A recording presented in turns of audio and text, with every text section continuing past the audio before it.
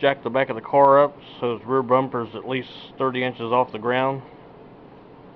Once you got your car jacked up, I'll go ahead and take your wheels off of it. Just take these hubcap nut retainers loose. They're plastic, little plastic nuts. Hold the hubcap on. Some of them got them, some of them don't. This does. Then take these 5 lug nuts off. They're 19mm. So are the hubcap nuts. Once you get your hubcaps off, be careful of these tire pressure monitor sensors. These will break right off if you drop the tire down on them, on the face, and hit that. And then pry the exhaust hangers off in front of the muffler and behind the muffler, and this one right here underneath the fuel tank, and let the exhaust hang down just a little bit. It'll make it easier. Hang the muffler by a piece of wire so it doesn't tear the exhaust off. I'll start removing this fuel tank. I got it drained down to a reasonable level. First thing I need to do is unplug this 10-pin connector in the corner of this evac canister, and unplug this 4-pin connector and any holders that's hooked to the gas tank or the canister. So it looks like I need to unplug this, or at least get it disconnected from the canister.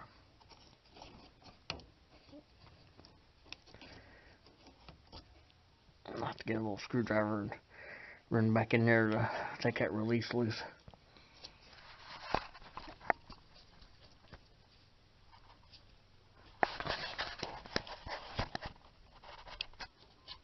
You should pull the connectors by their collars and not the wires, especially as small as these wires are. I went ahead and disconnected this 4-pin connector and squeezed the clips in and took it off the canister and harness off of this clip on the side of the canister. Harness over top of the lines.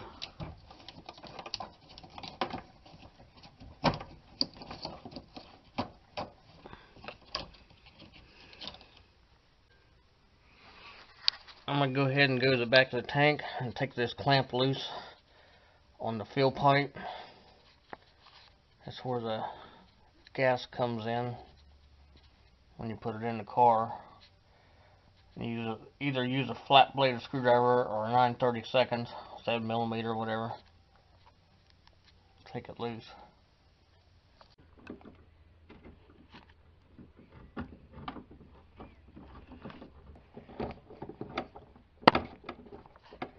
That'll be good enough. Now I set a drain pan underneath of the fuel lines, and normally these clips just need pushed down and pulled off, but I think somebody's broke that one on mine. I'm not sure about the high side. Yeah, I think that clip's broke because this one wraps around and that one like don't go all the way around. I'll have to look into that. I think you just push down and wiggle these off and catch it in the drain pan, whatever comes out.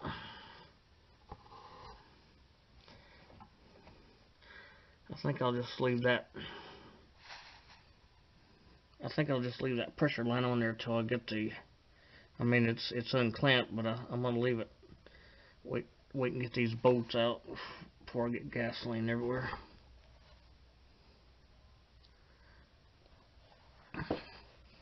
But normally you just push down on these clips and then just twist the line pulled off because the clips are bevel shaped. The next thing I want to do is get a jack, put underneath the center of the gas tank, about where the X is. And I'm going to use a sheet of plywood on top of it to spread the load out. I've got the tank safely supported by a jack, a sheet of plywood about a foot square. I'm going to go ahead and zap out all 4 tank strap bolts.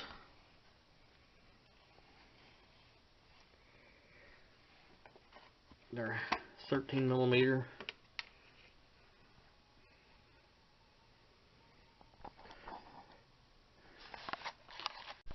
Let's try and go from here on the straps. I took the driver's side front strap bolt out and the driver's side rear strap bolt out and set the tank on a jack stand on the driver's side.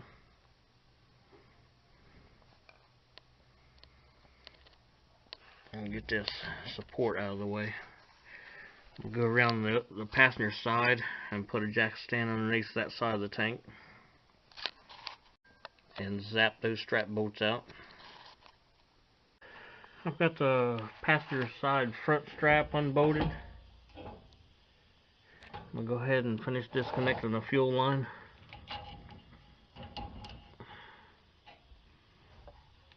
So be sure to have a pan under it to catch any gasoline running out of it.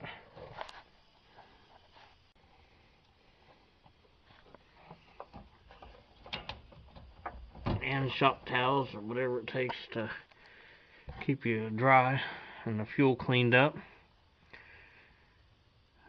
Now we go ahead and take the back strap bolt out.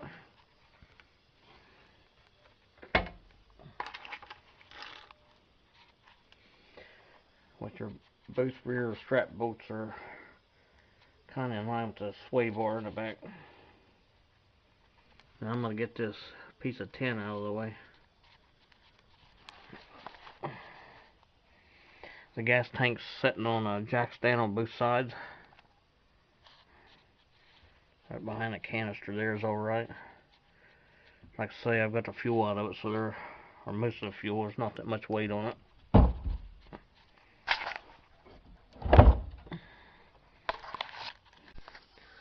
I fished the driver's side front of the strap off the exhaust,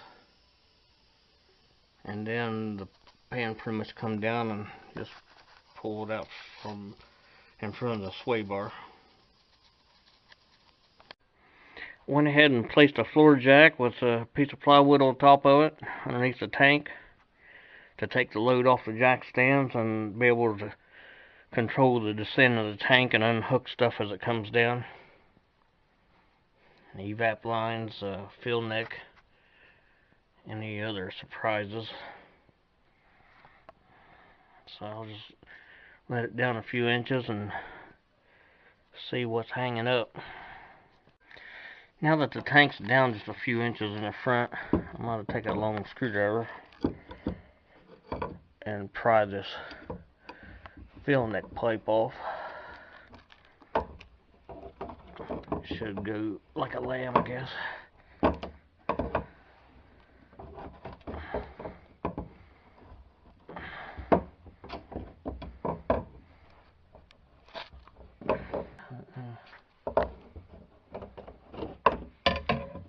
Okay, it's free and clear.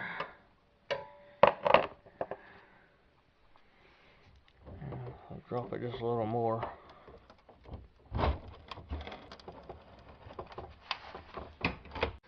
When you start letting your fuel tank down, watch to make sure these fuel lines don't get snagged on the steel lines sticking up at them. And that your wire harness is free.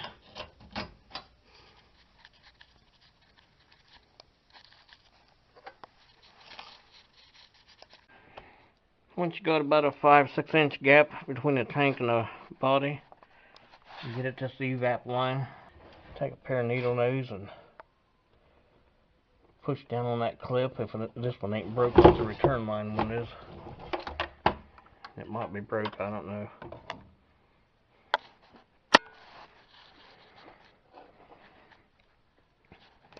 the back's always going to be wanting to push it forward, so be sure and keep your lines out of the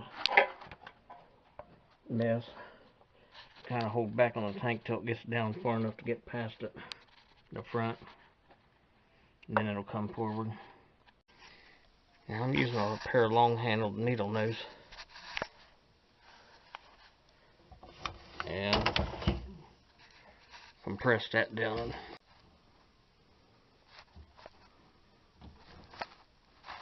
That one's still one piece. It's got the 2 ears on the bottom of it. I think it's looking pretty good.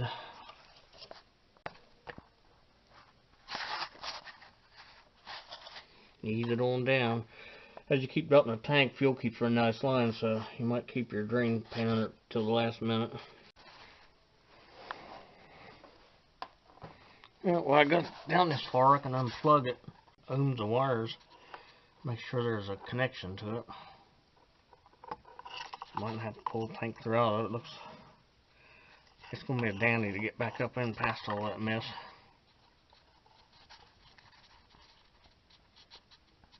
This is an overhead view of the wiring, the fuel pump assembly.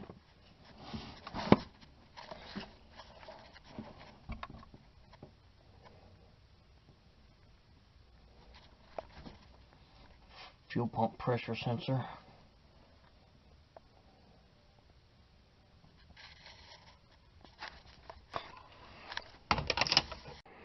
I just went ahead and pulled the whole tank out from underneath of it.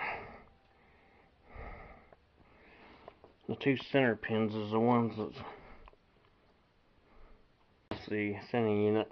I'm going to open them to see what they read. They are reading open. So the problem's definitely in the sending unit area. And the first thing I want to do is take an air hose or shop vac or whatever and get all the dirt off from around this. And then just take a screwdriver and, well, this ring isn't even locked down. Somebody's probably an aftermarket fuel pump in this and this junk. Yeah, the ring isn't even locked down. That ring should be another notch back. This bump should be underneath of this middle right there. Probably about take it loose with your hand. It ain't very much. Holding it, it's almost out from underneath of it. It should be clear over here. I don't know.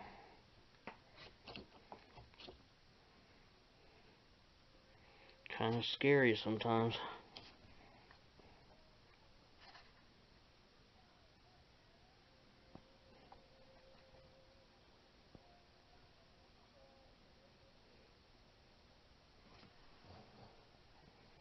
Let's see what it takes.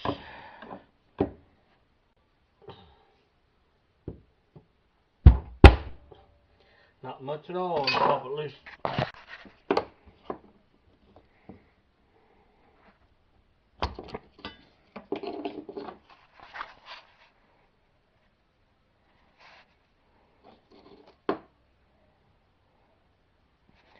Well, I suppose I better take all these connections loose. I'll take this vent and supply line loose from these hangers and release it here at the canister of the vent. And slip that whole deal up out of there. It's got an obstacle line. Push it over. Pull the fuel pump up far enough to get access to the vent line. And unhook it before you pull the pump clear up out of it. This is a close-up of the vent line.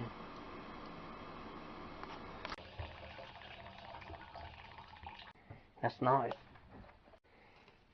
Is it me, or did somebody install a new fuel pump and then put a sending unit back on it? That's nice. That's the best thing I've seen yet. The 2 wires are missing out of the center of the plug-in, and the piece that slides up that is gone. That's really good.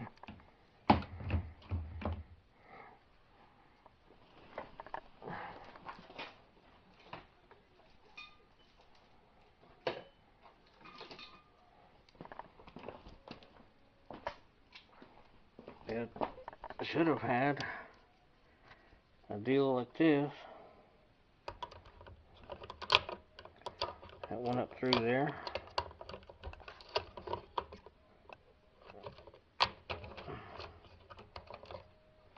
And locked on.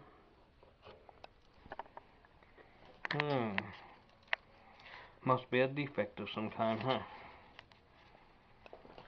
Well, that's why there ain't no fuel gauge working, isn't it?